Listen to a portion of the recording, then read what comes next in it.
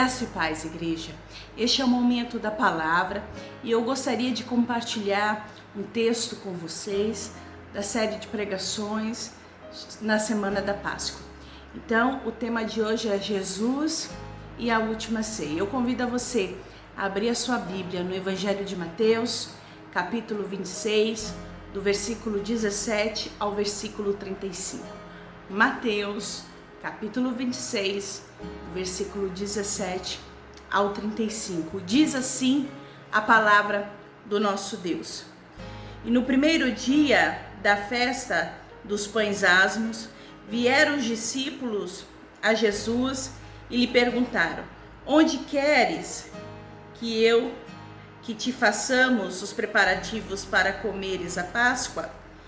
E eles lhe respondeu: ide à cidade ter com certo homem e diz-lhe: o mestre manda dizer, o meu tempo está próximo, em tua casa celebrarei a Páscoa com os meus discípulos.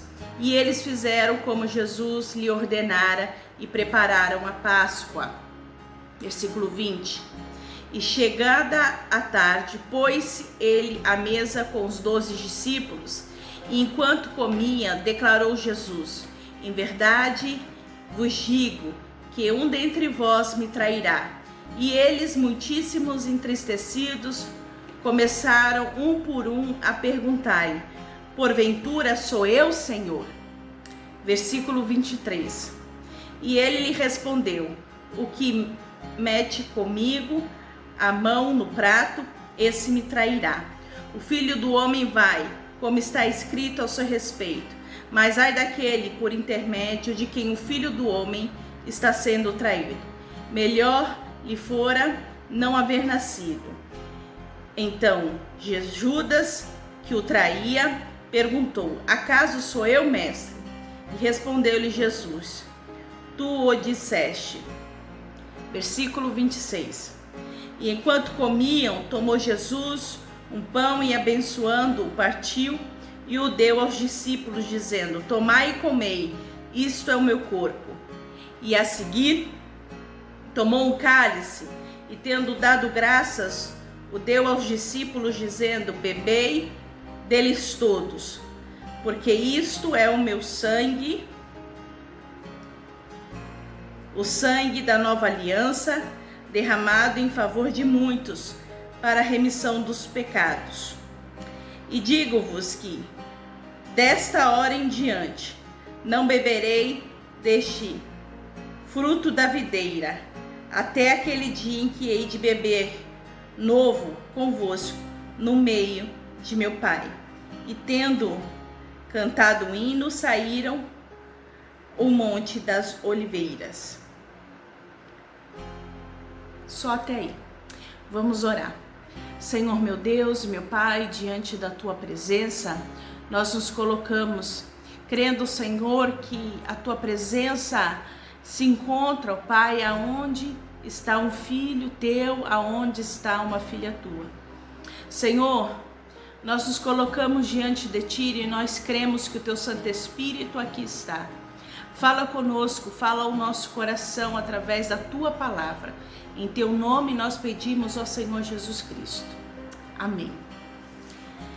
Esse texto que eu escolhi, o relato de Mateus, para meditar neste domingo, com vocês, entre os evangelhos de Lucas e de Marcos, possui esse mesmo relato, o relato da última ceia do nosso Senhor Jesus Cristo.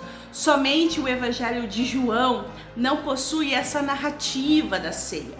O Evangelho de João substitui, essa narrativa da ceia pelo ato do lava-pés, onde Jesus, antes de ser preso, ele lava os pés dos seus discípulos e passa aí e dar aos seus discípulos os últimos ensinamentos antes de ser preso e de ser crucificado. Esse relato de Mateus, onde ali a gente vê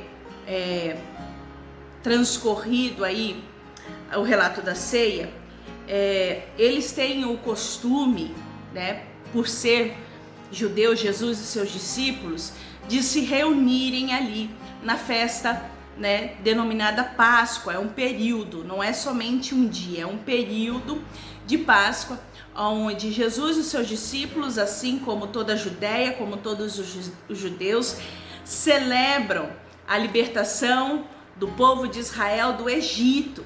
Eles celebram isso todos os anos. E nesse texto a gente pode ver que há uma conspiração, né? A gente pode ver, não nesse texto, mas no capítulo 26, que há uma conspiração para matar Jesus, né? Se você for ler a partir do versículo 1 do capítulo 26, você vê que a alta cúpula, né, dos religiosos estavam ali querendo matar Jesus, e não dos religiosos de Roma, mas dos judeus, os religiosos, os sacerdotes, os fariseus, né, estavam ali planejando matar Jesus. Por quê? Porque Jesus ensinava, né, ele tinha práticas que desagradavam essa classe aí de religiosos. Quando você lê o Evangelho, você percebe que Jesus, ele é reconhecido na vizinhança. Então Jesus não é um qualquer. Jesus, ele era reconhecido em toda a Judéia e para além da Judéia, né? Outros povos, né, de outras nações vinham até Jesus, inclusive do próprio Império Romano, se chegavam até Jesus, e pelos ensinamentos de Jesus e através das palavras e através dos milagres e das curas, muitas pessoas, né, se arrependiam, se reconciliavam com Deus. Jesus, ele, fora a questão do milagre, né, fora a questão de que ele alimentava muitas pessoas, o que incomodava, na verdade, essa cúpula, essa elite judaica, não era somente os ensinamentos, não era somente os milagres e as curas. O que incomodava, na verdade, era Jesus dizer que ele era o Messias. Por quê? Porque para essa elite religiosa, o Messias, ele parecia mais com um rei Davi, um estadista que viria da parte de Deus, parecido com o rei Davi, e livraria o povo judeu da escravidão ali do Império Romano, né, da opressão do Império Romano. Então Jesus, ele não tinha característica do Messias. Jesus para eles era um profeta, e mais, um falso profeta. Então essa trama aí que foi feita para tirar a vida de Jesus Cristo, né, pela elite religiosa judaica, estava ocorrendo quando a gente lê este relato da Santa Ceia. Então esse texto, ele é um texto que para nós hoje é um texto de referência, porque eu e você e toda a igreja cristã ressignificou essa narrativa. Para nós, Jesus Cristo, ele veio, ele é o Messias e ele morreu para remir os nossos pecados. E nós ressignificamos. Então, neste momento que Jesus, neste relato que nós acabamos de ler, ele está comemorando, ele está celebrando uma festa judaica. Para nós cristãos, a Páscoa, agora ela não tem só o sentido, né, de comemoração da libertação do povo judeu, mas para nós, a Páscoa, ela ganha um outro sentido. Ela ganha um sentido maior, ela transcende. A Páscoa significa a ressurreição de Jesus Cristo. A Páscoa significa a nossa reconciliação com Deus. A Páscoa significa que nós venceremos a morte assim como Jesus Cristo venceu. A Páscoa significa a libertação do nosso pecado através do sacrifício de Jesus Cristo. Então, nós como cristãos, a igreja cristã ressignificou a Páscoa e ressignificou a ceia. Por isso que em todas as igrejas cristãs, há uma vez por mês, ou se for aí na igreja católica, né, toda missa, há um momento aí da ceia. Por quê? Porque a ceia é um memorial que o Senhor Jesus passou ali para os discípulos. Ele fala assim, ó, vamos ter esse momento da ceia, mas eu vou tomar novamente a ceia com vocês quando eu retornar.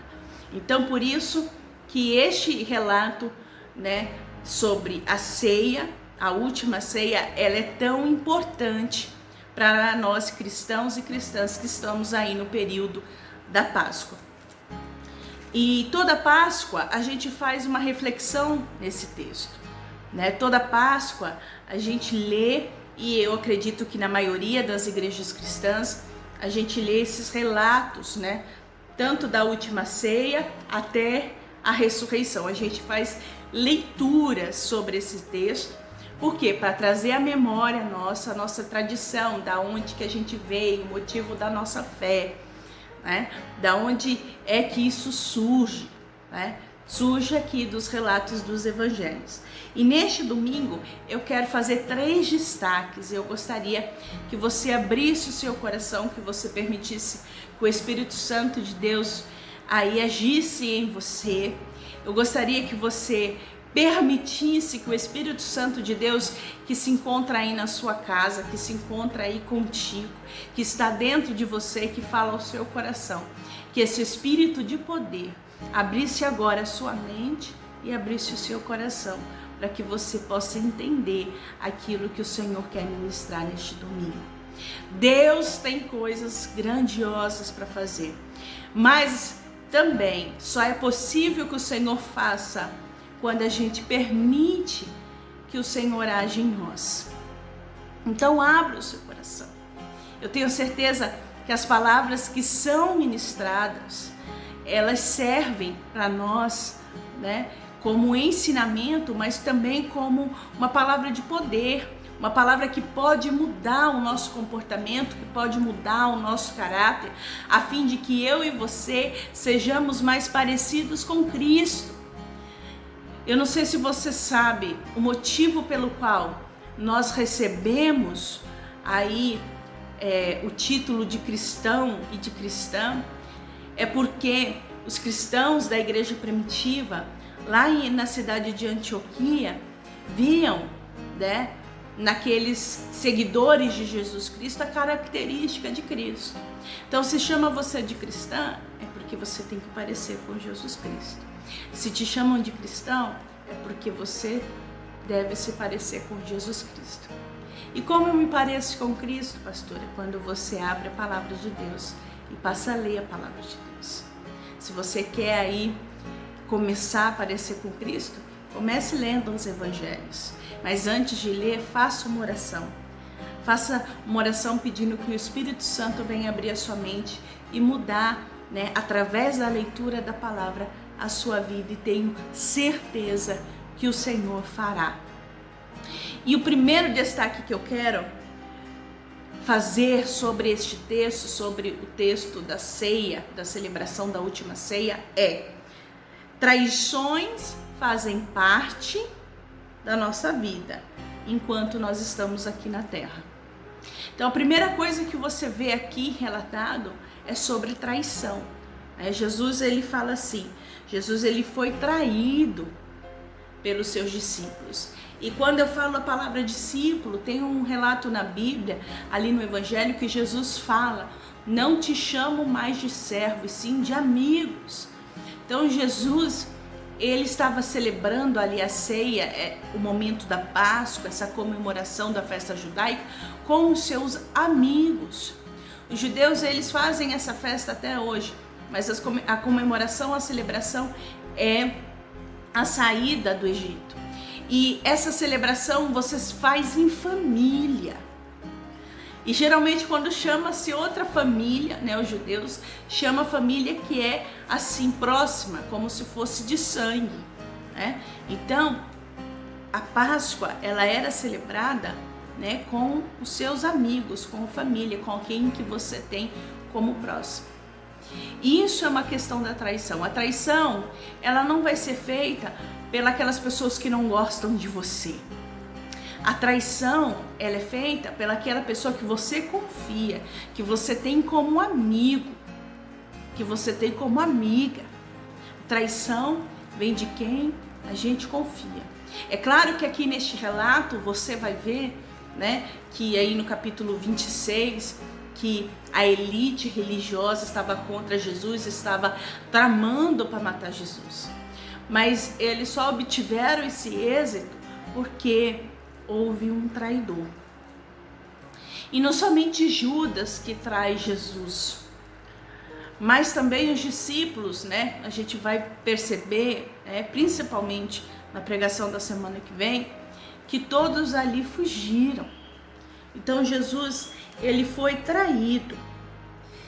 E quando eu quero e reforço esse tema sobre essa palavra, quero falar sobre traição e que traição faz parte da vida, eu quero que você saiba que se algo aconteceu com você, contigo, se alguém te traiu e traiu a sua confiança, saiba que você não está só. Jesus Cristo também passou por isso. E eu aconselho a você a fazer o mesmo que Jesus Cristo fez. Jesus, ele encarou o problema de frente. O que ele fez quando soube que ia ser traído? Ele falou ali, na frente de todo mundo, alguém aqui vai me trair. Estão tramando para me matar, mas alguém aqui vai me trair. Quando Jesus, ele expôs o problema dessa forma, essa dor, essa angústia que ele estava sentindo, de certa forma, foi tendo ali o seu alívio, porque Jesus teve grandes momentos de tensão. O primeiro momento foi esse momento da ceia, que ele expõe essa angústia, olha, alguém vai me trair. O segundo momento é no Getsemane. Então é necessário que quando a gente trata de assunto que nos geram angústia, que nos geram dor, em vez de a gente esconder, é bom a gente expor, a gente seguir o mesmo exemplo do Senhor Jesus. Quando nos der a oportunidade, falar abertamente, foi isso que aconteceu. A minha confiança foi quebrada. É bom que nos nossos diálogos haja essa franqueza, principalmente com quem a gente tem uma intimidade. A gente não pode esconder a nossa dor. A gente tem que fazer como Jesus. A gente tem que expor. Porque quando a gente expõe, ali há uma possibilidade de tratamento. Por que eu falo possibilidade? Porque tem muitas pessoas que expõem, as suas traições, a sua frustração, mas não permite que o Espírito Santo de Deus trabalhe. Quando Jesus ele expôs essa angústia e ele foi curado dela. Mas como que você pode afirmar isso? Posso afirmar porque na cruz ele fala, Pai, perdoa porque eles não sabem o que fazem. Então, quando a gente expõe, quando a gente não esconde, mas que a gente fala, que a gente verbaliza a nossa dor, principalmente diante de uma traição, há sim possibilidade de cura quando a gente permite que o Santo Espírito de Deus nos cure. E não pense que perdão, que liberar perdão é você jogar fora ou esquecer tudo aquilo que a pessoa fez de mal contra você. Pelo contrário, perdão, ele é um ato divino. E nós que somos imagem e semelhança de Deus, nós como criaturas de Deus, nós temos uma centelha do divino dentro de nós. Então, quando nós perdoamos, isso é um ato que transcende, liberta a pessoa que nos traiu, a pessoa que nos machucou, sim, mas liberta nós mesmos da dor, da culpa, da amargura. Quem está ganhando é aquele que perdoa, fazendo o que nem Jesus Cristo fez. Então, eu não quero que nessa pregação você traga a memória. Se você está lembrando de algumas coisas e ainda dói no seu coração, saiba que você precisa perdoar. Você precisa perdoar essa pessoa.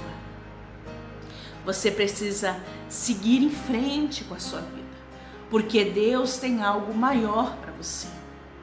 E também aqui traição não é somente traição, Eu não quero trazer somente a traição, como aconteceu com Jesus, alguém o traiu, Os amigos, discípulos traíram Jesus, mas traições que a gente faz conosco, quando a gente né, traça algum objetivo, traça algo na nossa vida e a gente acaba nos traindo, né, os nossos princípios, traindo a nós mesmos, traindo os nossos sonhos.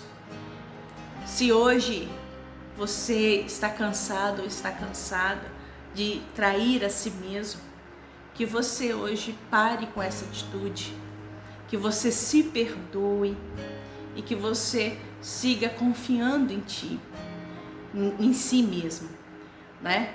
Não perca os seus objetivos de vista.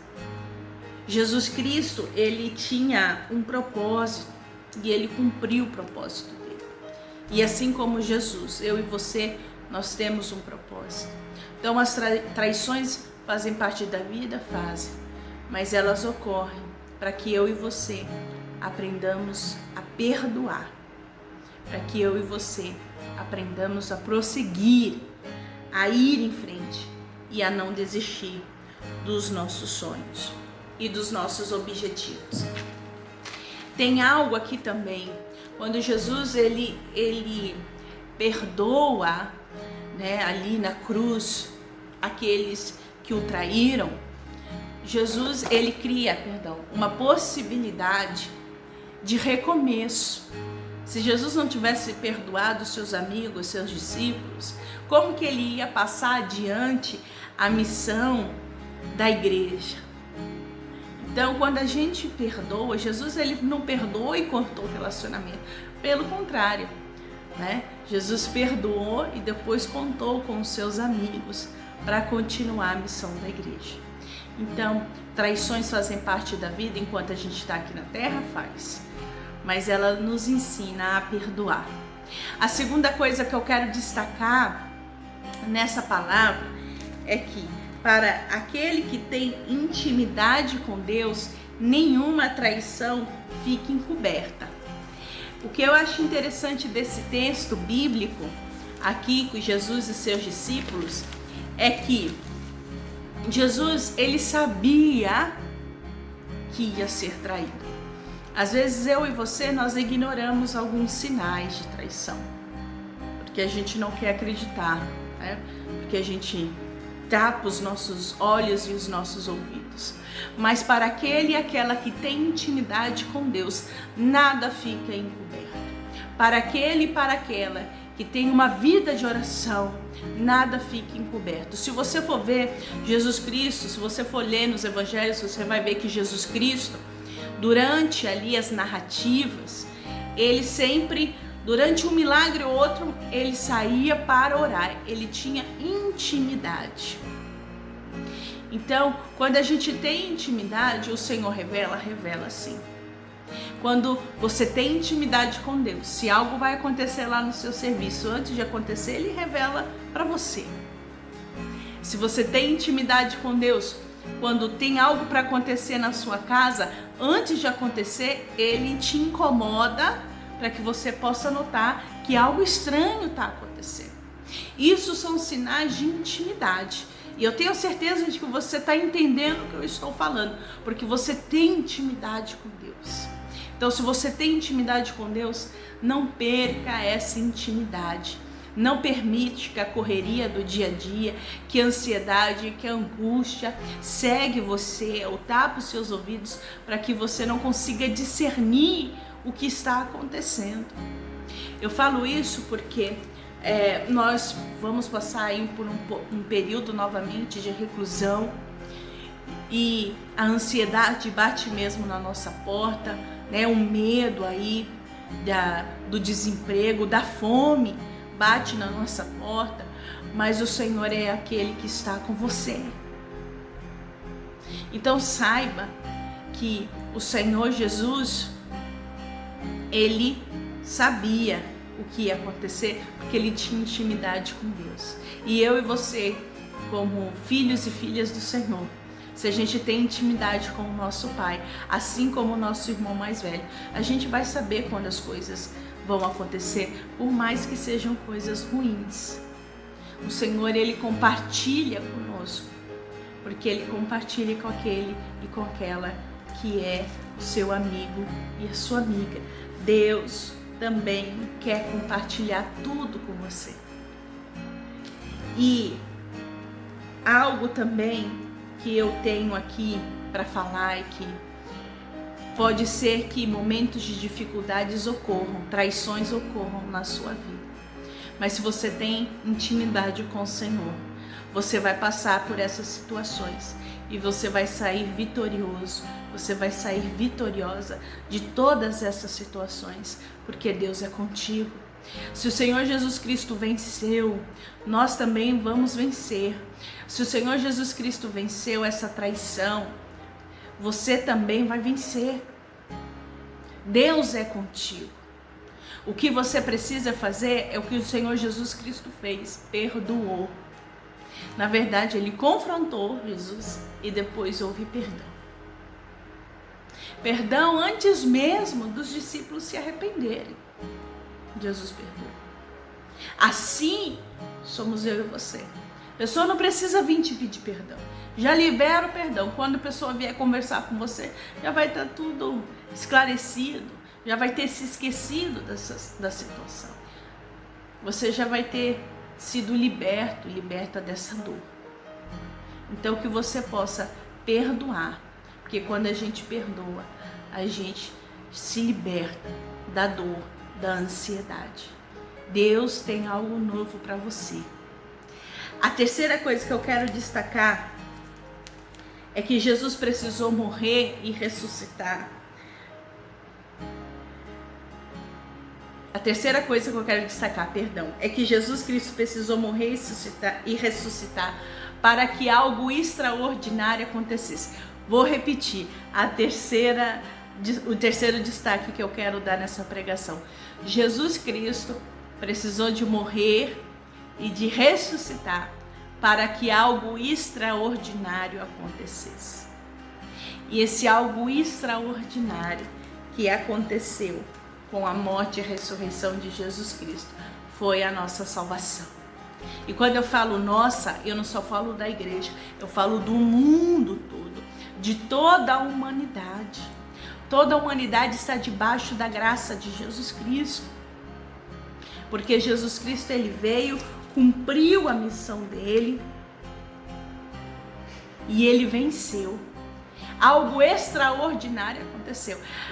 Houve reconciliação da humanidade com o seu Criador, da criatura com o seu Criador. E conosco não é diferente.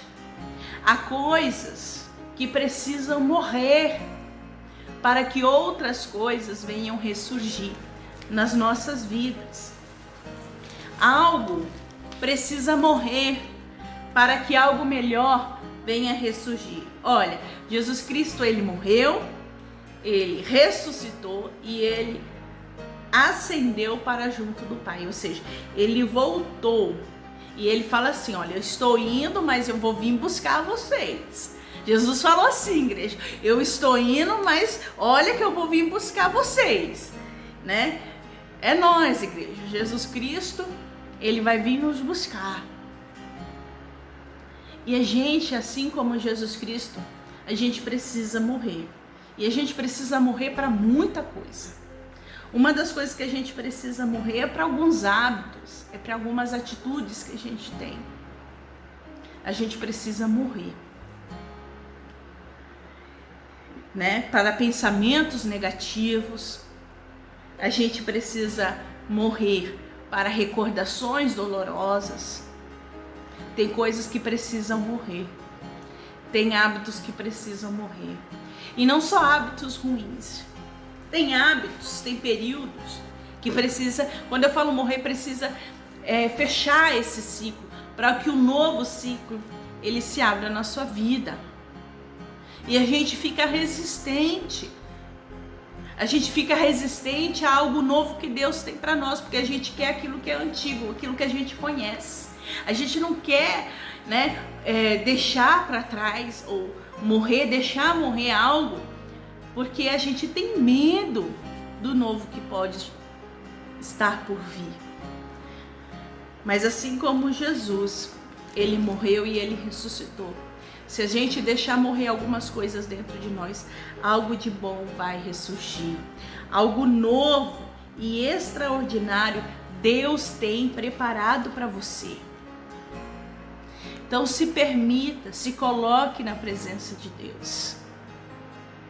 Sabe, se é necessário morrer, deixa que morra.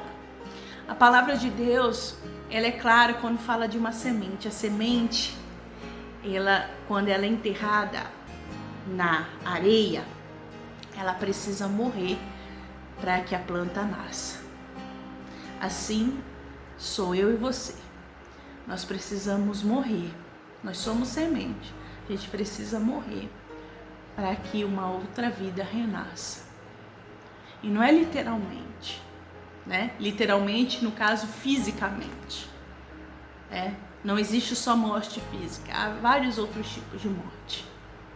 Por exemplo, você pode deixar morrer essa angústia, essa raiva, esse rancor, para que a alegria, para que a felicidade renasça na sua vida. Deus tem algo extraordinário preparado. Sabe, igreja, eu creio que este período que nós temos vivido como nação, né? Esse período que a gente compartilha não só como nação, mas como seres humanos aí espalhados ao redor do mundo, tem sido um período de dificuldade. O luto, a morte bateu em muitas casas. Mas Deus tem algo bom reservado depois de tudo isso. Então permita que Deus faça algo novo na sua vida. Traições vão surgir, pessoas, né, que se diziam nossa amiga vão virar a cara pra gente.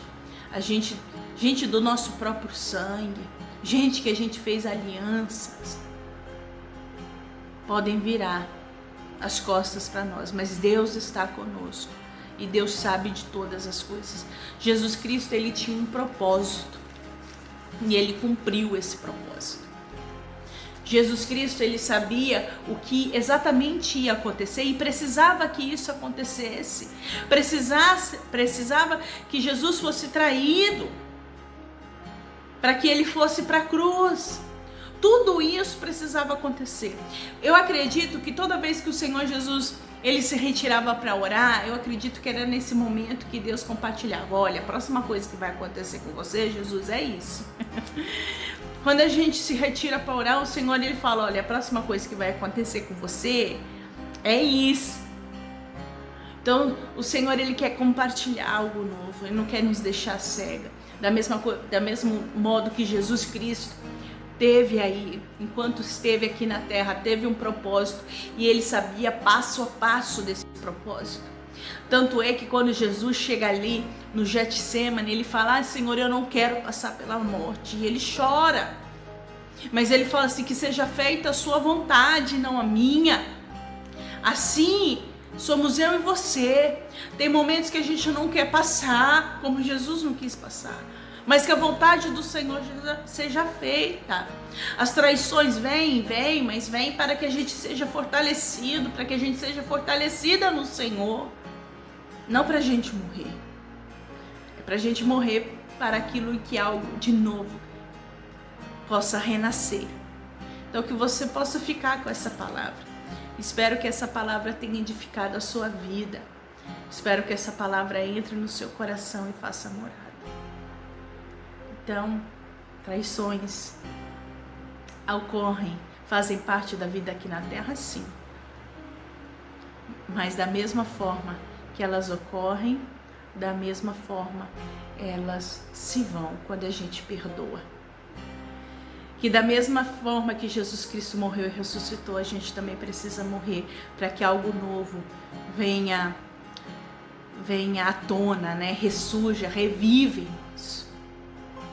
E que nós possamos cumprir a nossa missão, o nosso propósito aqui na terra. Bem, eu quero orar com você, encerrando, né, momentaneamente o nosso culto, porque eu acredito que toda a nossa vida, toda a nossa rotina é um culto, é uma celebração a vida, uma celebração a Deus. Eu quero orar pela sua vida neste momento. Senhor, meu Deus, meu Pai, diante da tua presença, eu quero colocar as nossas vidas diante de Ti. Eu quero colocar, Senhor, esta palavra, ó Deus, que foi lançada no coração do Seu filho e da Sua filha neste domingo, nessa noite. Senhor, faça morada dentro de nós. Que nós possamos, Senhor, saber que coisas trágicas, ruins, que nos ferem, acontecem. Mas, Senhor, elas só servem para nos fortalecer.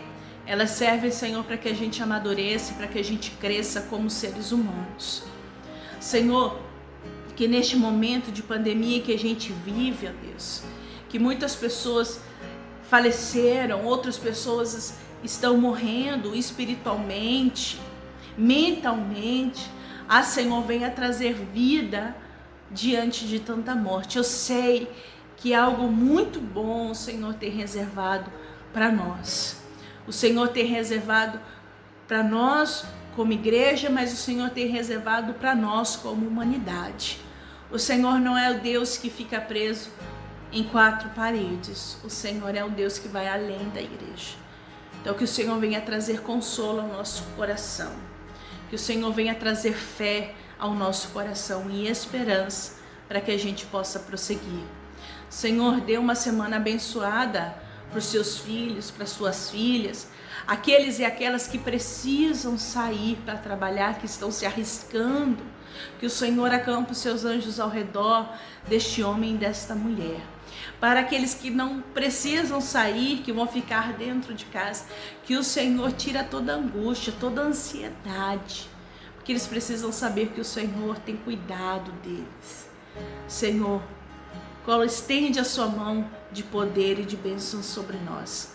Nos dê, Senhor, uma semana abençoada. E eu quero encerrar, Senhor, com a oração que o Senhor nos ensinou, Jesus Cristo, a oração do Pai Nosso. Pai nosso que estás no céu, santificado seja o teu nome, venha a nós o teu reino, seja feita a tua vontade, assim na terra como no céu.